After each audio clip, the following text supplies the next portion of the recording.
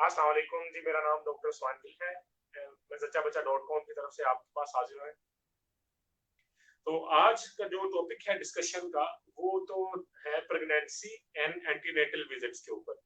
कि अगर किसी को जो है कोई female, of course first time है किसी का, तो उसके बारे में वो काफ़ी ज़्यादा वो होंगी, एक्साइटेड भी होंगी, नर्वस भी होंगी।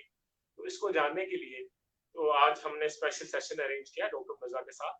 बिस्मिल्लाहिर्रहमानिर्रहीम। डॉक्टर उस्मान, सबसे पहले तो मैं आपका शुक्रिया अदा करती हूँ कि आपने मुझे जच्चा बच्चा .com में इनवाइट किया। दूसरी ये है कि आपने बहुत अच्छा काम शुरू किया हुआ है। इससे मैथ्स लेवल पे लोगों को काफी फायदा पहुंचेगा, इंफॉर्मेशन मिलेगी। और उनके पास आजकल जिस तरह ये गैजेट्स बड़े अवेलेबल है हमारे पास, एक हर बंदे के हाथ में मोबाइल जरूर है, तो एक easy at the door step उनको ये सारी इंफॉर्मेशन और ये सारी मैनेजमेंट जो है हर बंदे को इजीली अवेलेबल होगी। This is very good work. May Allah bless you for this. और दूसरा, आपने ये क्वेश्चन किया है कि अगर कोई फीमेल प्रेग्नेंट हुई है तो उसको कैसे पता चलता है कि वो प्रेग्नेंट। सबसे पहले तो जो आपने बात की कि लास्ट मेंस्ट्रुअल पीरियड से, नो डाउट मैं इस बात में डिटेल में नहीं जाना चाहती कि जरूरी नहीं अगर किसी को एमेनोरिया हुआ हो तो इसका मतलब यही है कि वो प्रेग्नेंट है। लेकिन अगर वो वाकई ही यानी उसे मेंसेस नहीं आ रहे और वो समझ रही है शादी के बाद, वो ये समझ रही है कि वो प्रेग्नेंट है, तो हम इसको फर्दर कैसे कंफर्म करेंगे। सबसे पहले तो उसे अपना एक आजकल बड़ा सिंपल सा टेस्ट है जिसको हम यूरिन प्रेगनेंसी टेस्ट कहते हैं। यूरिन के अंदर वो एक स्ट्रिप होती है, उसको इंसर्ट करके देखे 2 लाइंस आई, अगर वो कर सकती है तो। अदरवाइज ये हर लैब में, हॉस्पिटल में, या वो किसी भी डॉक्टर के पास जाए तो वो डॉक्टर उसको सारा मेथड बना के और करके बता देंगे। दूसरा मेथड ये है कि हम ब्लड, इजी और क्विक है। ब्लड टेस्ट में इजी और क्विकली जो है, अगर जिस तरह फॉर एग्जांपल यूरिन में 1 मंथ के करीब जब पहुंचती है फिर पॉजिटिव आता है, लेकिन ब्लड टेस्ट 1 मंथ से बिफोर ही पॉजिटिव हो जाता है। और दूसरी बात यह है कि कुछ साइन सिम्टम्स होती हैं, जिस तरह के मॉर्निंग सिकनेस होती है, वॉमिटिंग होती है, जिस तरह सर चकराता है और नोजिया होता है, ये सारी सिम्टम्स जो हैं वो बताती हैं कि वो लेडी प्रेग्नेंट। जी। अच्छा, अब डॉक्टर साहब, अगर वो पॉजिटिव आ चुकी है, अब अगर उसने देखा प्रेगनेंसी पॉजिटिव है, now what are the next steps she should take? अब उसे क्या करना चाहिए आगे? अच्छा देखिए, जब कोई फीमेल प्रेग्नेंट है तो उसके बाद उसको सबसे पहले तो किसी गायनाकोलॉजिस्ट के साथ, किसी डॉक्टर के साथ जरूर लाइजोन रखना चाहिए, क्योंकि उससे उसके बहुत से फायदे होंगे। सबसे पहले तो बहुत सी चीजें होती हैं जो इंसान को नहीं पता होता कि वो किस किस चीज में से यानी गुजर रहा है ऑलरेडी। ठीक, उसकी कोई क्रोनिक डिजीजेस हैं, कोई डायबिटीज, हाइपरटेंशन, ब्लड प्रेशर वगैरह, ये सारी चीजें चेक होंगी। वहां उसके बेसलाइन इन्वेस्टिगेशंस होंगी। कोई पेशेंट पहले से ही जो है हेपेटाइटिस बी सी हो सकता है उसे। इसके अलावा ब्लड ग्रुप चेक होगा, जिसको आर एच इनकम्पेटेबिलिटी जिसको हम कहते हैं, कि उसमें बाद में बेबी को जॉन्डिस होने का इशू होता है, तो उसमें ये एक लंबा चक्कर है। इस चीज के बारे में उसे पहले से अवेयर होना शुरू हो जाएगी।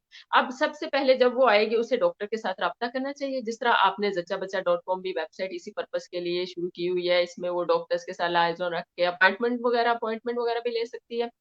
तो उसमें वो पेशेंट जो है वो डॉक्टर, फॉर एग्जांपल डॉक्टर तक पहुंच गई, गायनाकोलॉजिस्ट तक पहुंच गई, उसके बाद उसके वो प्लान करेगी इनके विजिट्स किस तरह होंगे।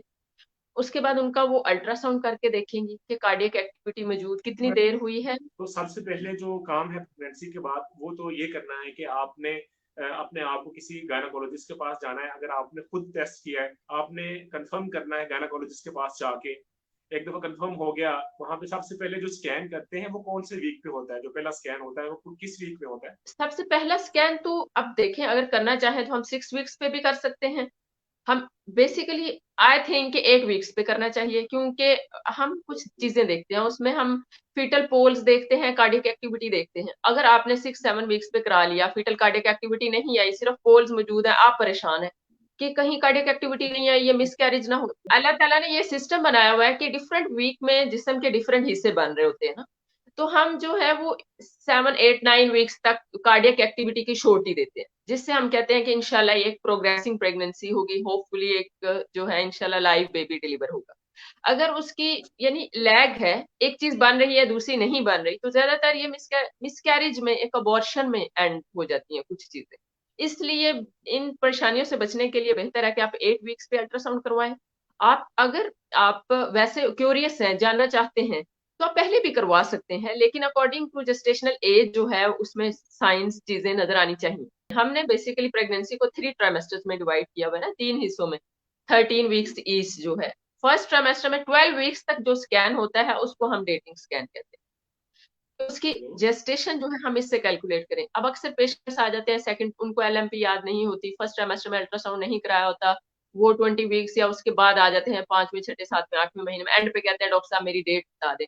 तो उस वक्त जो रेडियोलॉजिस्ट है या गायनोकोलॉजिस्ट है वो उनको सही डेट्स नहीं बता सकती, वो एक आइडिया दे सकती है but that will not be accurate. Doctor साहब जिसमें कॉम्प्लिकेशन सस्पेक्ट नहीं करते वैसे नाइस गाइडलाइंस के according 7 to 8 visits is fine, लेकिन अगर कॉम्प्लिकेशंस हैं तो ये विजिट्स बढ़ जाते हैं। इसके अलावा जिस तरह फर्स्ट प्रेगनेंसी में स्पेशली पेशेंट्स वरीड होते हैं, वो स्ट्रेस में होते हैं, जब डॉक्टर से मिलते हैं उनकी बहुत सी वरीज, बहुत सी मिथ्स जो हैं, बहुत सी कंफ्यूजन जो हैं वो दूर हो जाती है, जिससे वो रिलैक्स फील करते हैं, कंफर्ट फील करते हैं। तो ये अकॉर्डिंग टू पेशेंट ये वेरी करती रहती है। अब बिल्कुल पॉसिबल है, सबसे पहले तो फर्स्ट विजिट जो है आप 8 वीक्स पे हो सकता है, दूसरा विजिट आप 18 वीक्स पे कर लें जब एनोमली स्कैन भी साथ हो जाएगा।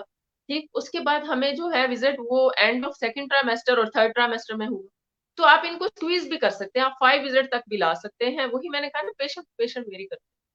डॉक्टर साहब बेसिकली अनोमलीज, अनोमली का वर्ड हम कहते हैं स्ट्रक्चर्स से रिलेटेड है, उसमें हम हेड से लेके टो तक बेबी को डिटेल से हर चीज देखी जाती है कि खुदा ना खास्ता कोई डिफेक्ट तो नहीं है, कोई इशू तो नहीं है, स्पाइन वगैरह रीढ़ की हड्डी जिसको हम बोलते हैं वो ठीक है, कोई स्टमक बबल है, जो जो स्टमक जो है मैदा वगैरह, और इसके अलावा बाकी चीजें किडनीज, ये सारी चीजें देखी जाती है। तो ये जरूरी होता है क्योंकि उस वक्त सबसे बेस्ट यही टाइम होता है सारी स्ट्रक्चरल जो है डिफेक्ट्स या इस तरह की प्रॉब्लम्स देखने के लिए, इसलिए इसको अनोमली स्कैन करते हैं। उसके बाद आपको अल्ट्रासाउंड की आप कब जरूरत है, जब आपने फिजिकली बुलाना है आके आपने सब चेक करना है, उसके लिए कब फिजिकली एक फीमेल को, एक प्रेग्नेंट लेडी को आना चाहिए? जी, उसके लिए पेशेंट को होना चाहिए 28 वीक्स पे, 7 मंथ्स पे। इस तरह उसके 2 बेनिफिट होंगे, उसे टेटनस का इंजेक्शन भी लग जाएगा, ठीक है, 7 मंथ्स पे, यानी एक दफा आ जाए, और एक दफा 8 मंथ्स पे उसे 2 इंजेक्शन टेटनस टॉक्सॉइड ये लगने जरूरी होते हैं प्रेगनेंसी के दौरान, टेटनस की वैक्सीनेशन जरूरी। और साथ उनका ब्लड ग्रुप भी अगर RH नेगेटिव है, फर्स्ट प्रेगनेंसी है तो दैट्स फाइन, लेकिन अगर प्रीवियस प्रेगनेंसी थी और अब दोबारा है तो हम फिर वो कूम्स टेस्ट करके उनको अगर एंटी डी लगाने की जरूरत है तो वो भी लगा। 28 वीक के बाद अगला विजिट कब आपको रिक्वायर्ड है, नेसेसरी विजिट जिसमें आपको फिजिकली आना है? वो अगला विजिट हम 34 वीक्स पे या 36 वीक्स पे कर सकते हैं। अच्छा, और अगर जिस वो तरह आपने कहा कि पिछली लैब्स में कोई इशू है, अगर ब्लड ट्रांसफ्यूजन की जरूरत है तो फिर हम उसके मुताबिक लैब के मुताबिक डिसाइड कर लेते नॉर्मल पीरियड डॉक्टर साहब का कितना होता है, कि कितने वीक? अभी हमने सुना 9 महीने सुनते हैं, लेकिन इसकी हैं। रेंज जी, है क्या जिसपे प्रेगनेंसी हम होती है? बेसिकली हम वो 37 टू 42 वीक्स टर्म लेते हैं, 37 टू 42 वीक्स जो है वो टर्म लेते हैं। इसके अलावा एक और कंफ्यूजन है, अक्सर पेशेंट्स ये समझते हैं कि 9 मंथ्स की प्रेगनेंसी है, लेकिन डॉक्टर्स के लिहाज से ये 10 मंथ्स की होती है। वो किस तरह के, पेशेंट अपनी डेट जो है वो कहते हैं जब उनके पीरियड्स मिस हुए, उसको वो ये समझते हैं कि अब हमारा फर्स्ट मंथ शुरू होगा, लेकिन डॉक्टर्स के लिहाज से तो टोटल जो है वो 42 वीक्स अकॉर्डिंग टू डॉक्टर्स है। मेरे ख्याल में ये हमने पूरा आज जितने विजिट्स होते हैं नॉर्मल प्रेगनेंसी में, ये आज हमने कवर कर लिया।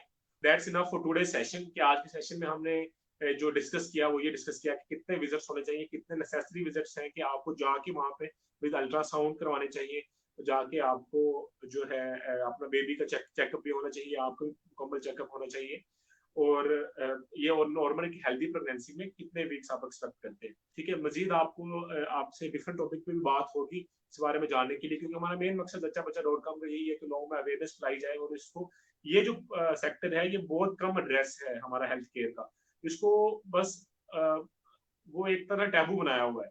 तो इस सेक्टर को एड्रेस करना है प्रेगनेंसी के लिहाज से, और ज्यादा से ज्यादा अच्छी अवेयरनेस होगी, और इसको आसान बनाया जाए लोगों के लिए, ताकि उनको ये ना लगे एक मुसीबत लगती है कि यार मैं जाऊँ हॉस्पिटल इतना दूर है। तो इसमें अगर कुछ ऐसे विजिट्स जो नेसेसरी हों वो फिजिकली हो जाए, जो नेसेसरी नहीं है, जो आपको कोई प्रॉब्लम आ रही है या कोई इमरजेंसी में कोई प्रॉब्लम है, वो आप जो है ऑनलाइन भी कर सकें, ऑन कॉल कर सकें, या विद हेल्प ऑफ चैट कर सकें, हर वक्त अवेलेबल हो।